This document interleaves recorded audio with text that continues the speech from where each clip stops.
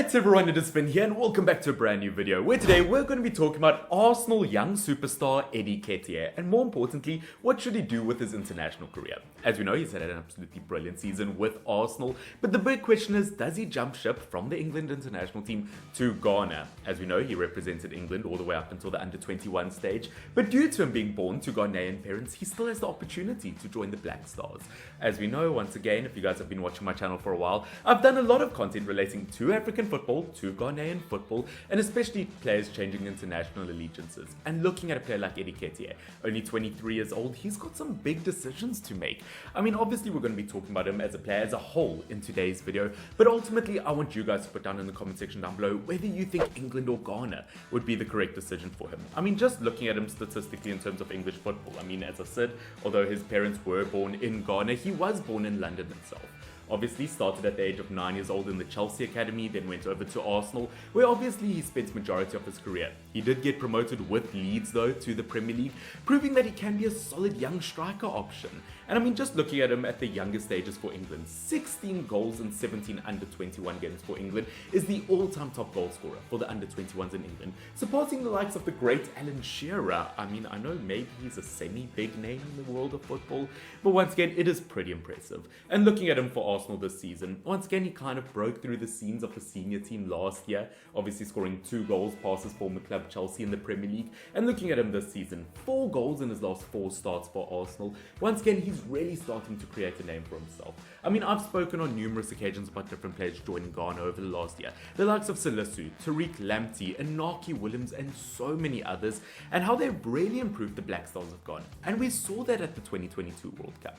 But one thing I'm still not 100% convinced about is whether they've got that number 9 up front that they need. Yes, I know Inaki Williams is a brilliant striker option, but he's never been the most clinical striker out there. And I truly believe that Eddie Nketiah is that striker who could become super lethal. I mean, in terms of his playing style throughout his career, he has been compared to both the likes of Jermaine Defoe and 1 or 2 other brilliant striker options. I mean, even including Ian Wright, who's obviously worked under at Arsenal, and to be compared to 2 of the greatest English strikers of all time is not bad by any means. I believe he could be a proper number 9 up front. I think he's really had to step up for Arsenal over the last season or 2. As we know, there were periods of time where Lacazette and Aubameyang weren't performing. That's why Arsenal got rid of them. This season, they've had problems with Gabriel Jesus and 1 or 2 other striker options. And Eddie Nketiah has really had to stand up, and he's got a huge decision to make. Once again, does he join England? Does he join Ghana? As we know, England are really stubborn in terms of choosing their striker options. Obviously, as we know, Callum Wilson can be super solid on his day. Calvert-Lewin, when he hits top form, he is part of the squad.